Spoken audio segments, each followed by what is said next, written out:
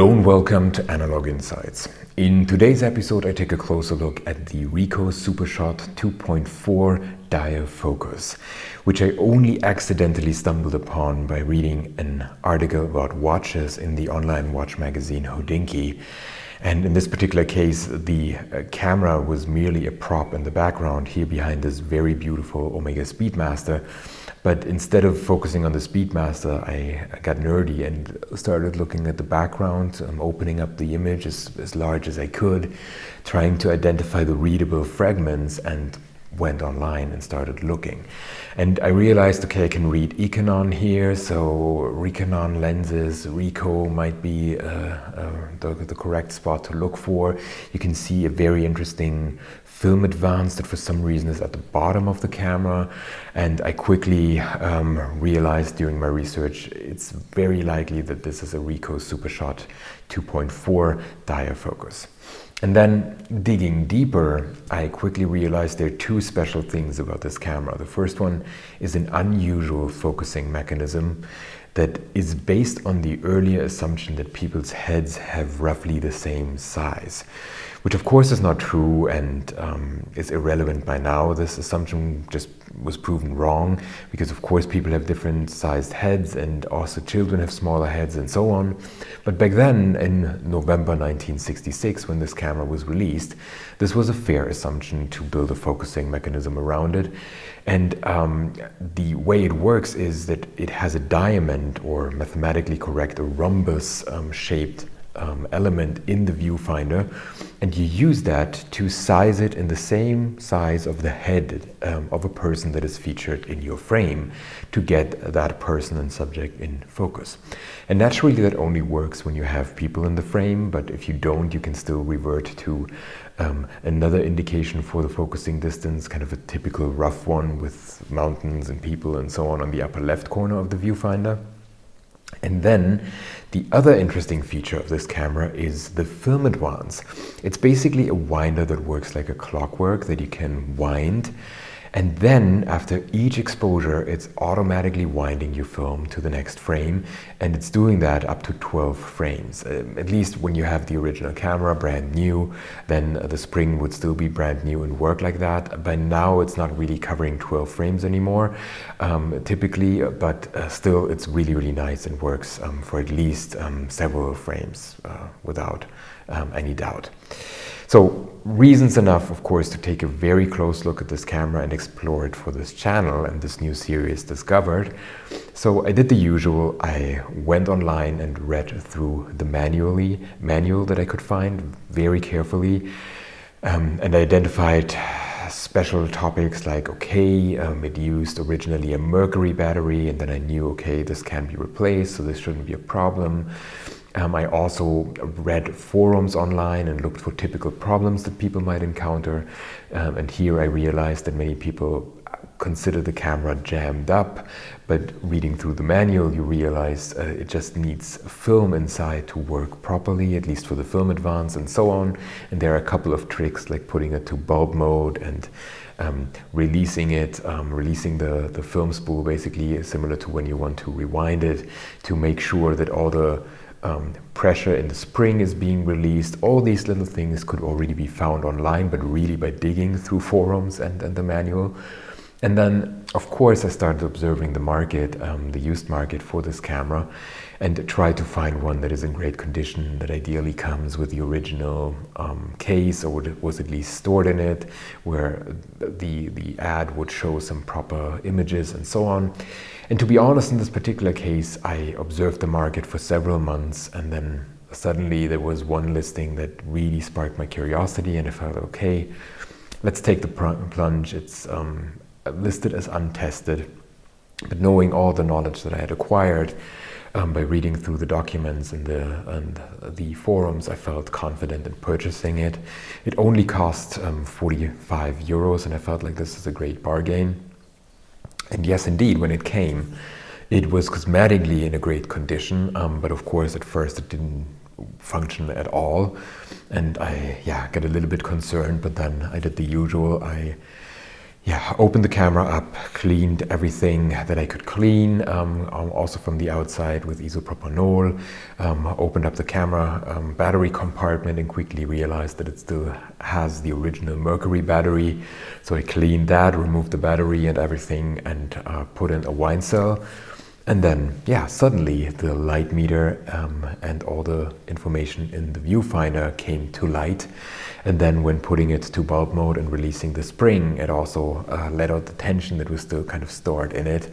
And I suddenly realized, okay, this camera might just be working. And that, of course, was a wonderful experience to hear all these old gears suddenly working again. And knowing what I knew, I put in a film, a Japan Camera Hunter Street Pan 400 as a first test roll, and went out for a photo walk. And I also took the camera out together with my friend Jules on a weekday evening, shooting some Kodak Gold 200 to test it a little bit, with color film, of course. And then I did the obvious for such a camera that is really designed around the portrait use case, with the diamond focusing mechanism here. And yeah, asked one of my friends whether I can take a couple of portraits of her and yeah, get a better idea how accurate that focusing mechanism is and how well it would perform. So without further ado, let's take a closer look at the features of this camera, the build quality, and most importantly, the images it produces.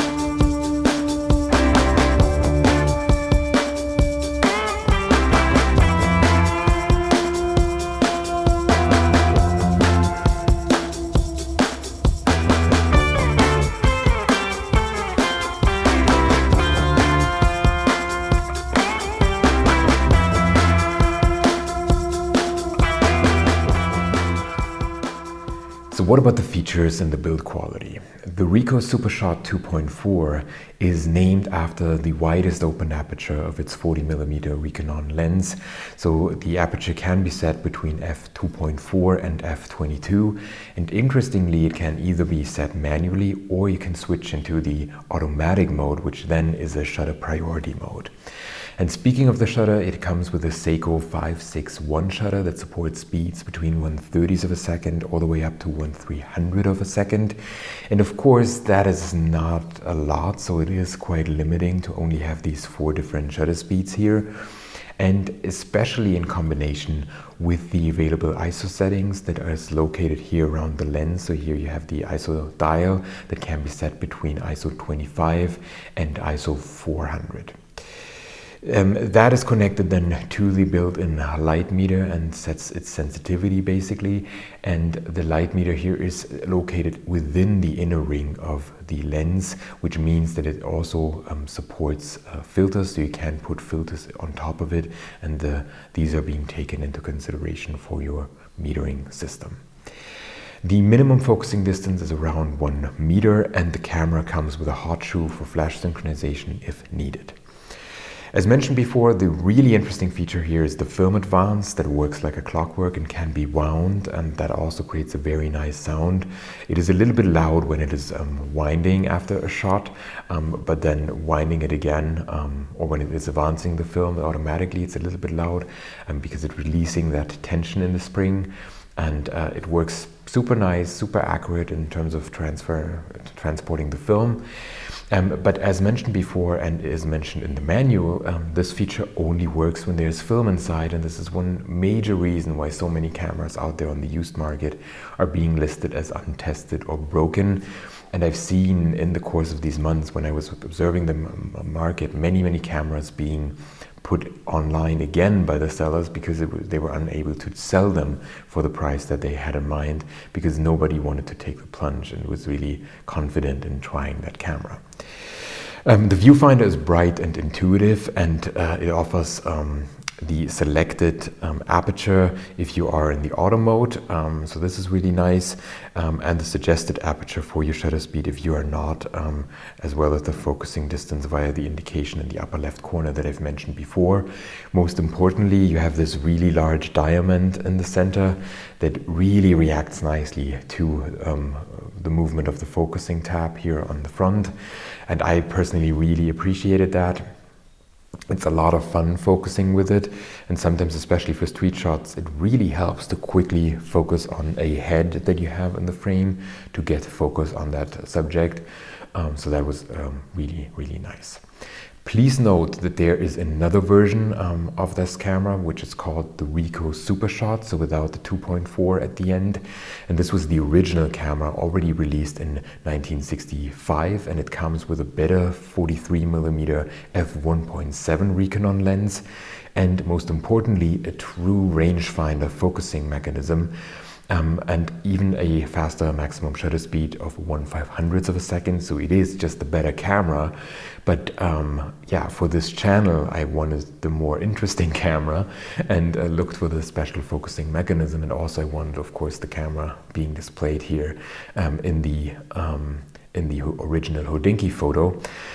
So I went with this one, but if this is interesting for you, you might explore this one as well, the original Ricoh Super Shot. And yet the Ricoh Super Shot 2.4 that we have here was really designed as a lighter and smaller version of the original. It still weighs 660 grams, which of course is quite a bit for a compact camera, even for 1966, you could argue, and yet it really feels nice in your hands and solid, and I mean that the camera still works perfectly fine today and only needed a little bit of a cleaning, and even the light seals were perfectly intact. Kind of speaks to the quality of this camera.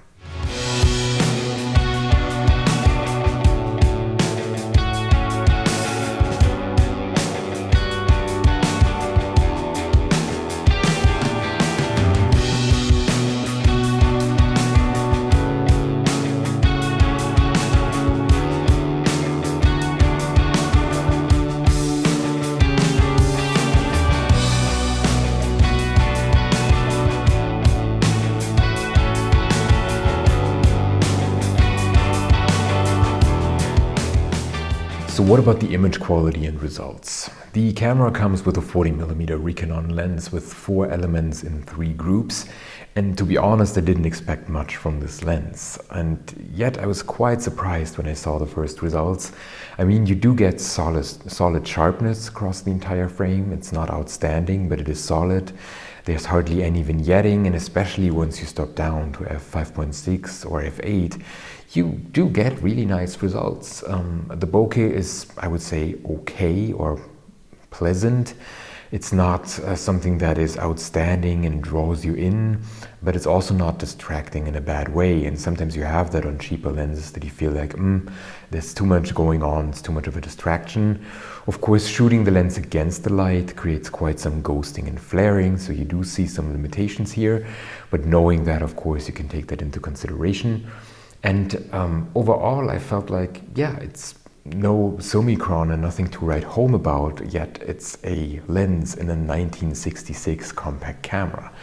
And to me, at least, it really creates the kind of look that I was expecting, a timeless, classic look. And if you combine that with a fitting film stock, like I tried to do here with the Street Pan or the Kodak Gold, you do get really, really nice results that, at least to my eyes, look quite interesting. And I can see myself deliberately choosing this camera to generate this kind of look and have that kind of nice feeling of a 1966 compact camera. Personally, I particularly enjoyed using it for portraits and for street shots, and I feel like here it really, really shines in terms of the lens and the quality of the images that it produces. And yet, of course, the limitation is also kind of built into the camera when it comes to the focusing mechanism. So sometimes the lens could be sharper, but just you are a little bit off with your focusing because of how the mechanism works, and that it's not completely accurate, giving that wrong assumption about people's heads. But otherwise, really, really nice.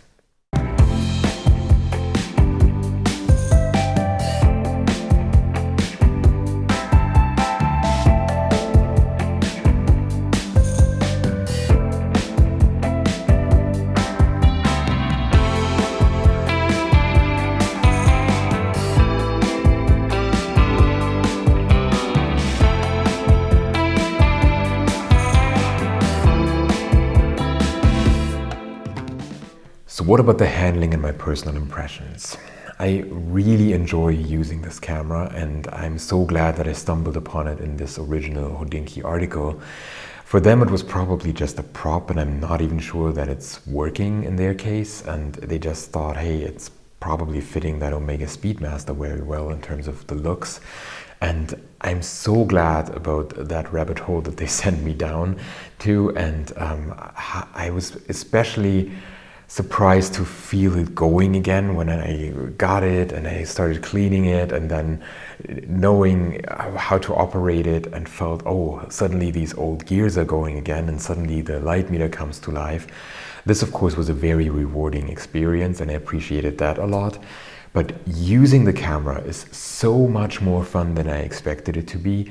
I typically just shoot it at a fixed shutter speed, so I set either 1/300th of a second or 1/125th of a second, and then use the automatic mode and quickly take street shots using people's heads and so on, or take the portraits and only focus on the focusing, take the shot, and then it's already winding for me and I take the next shot. So especially for portrait sessions, this was a lot of fun because you can really work one scene and rely on the winder, and then once you change the setting in the scene, you are winding a little bit, and then you're on to the next one and take your 5 or 6 shots and then wind again, take the next, and you can just rely that it's working and transporting the film correctly. And as you can imagine, you can also burn through film relatively quickly, given that it's a 1966 compact camera, and I really enjoyed that. As mentioned before, the lens is decent and solid, but nothing to write home about. I personally enjoy the kinds of results that I get. The only thing when it comes to the images and the results is that, of course, here the JCH Street Pan as a case in point, you can certainly expose black and white film correctly, and that works perfectly fine. But personally, I wouldn't run a roll of slide film through it. I would not rely the light meter enough that it would still work correctly enough. And also, and this I have to point out, a real limitation here with this camera is, of course, that you only have these 4 shutter speeds and the limited ISO range that maxes out at ISO 400. So this is the only thing that I sometimes wished for, that it would have been nice to push a film to ISO 800 or 1600 and be able to tell the light meter about the film sensitivity here. That would have been nice, but of course you can always, ignore that and just use the manual mode if you want to, but there's no exposure compensation setting or something similar. So it really is limited to the 25 to ISO 400 range. So for me, it was a lot of fun shooting the camera and a lot of fun bringing it to life again. This entire discovery process was nice. And I can certainly recommend the camera if you're looking for a 35mm camera with a 40mm lens that performs solidly and comes with a special focusing mechanism and a special winding mechanism. Then this one is really cool. If you prefer a better lens and a true rangefinder and even a faster shutter speed, the original Ricoh Super Shot might also be worth a look. But of course, I didn't really test it here, so I cannot say anything about it or recommend it. But maybe this is a rabbit hole that you can explore and that might be interesting for you. Overall, I really enjoyed this discovery and this camera.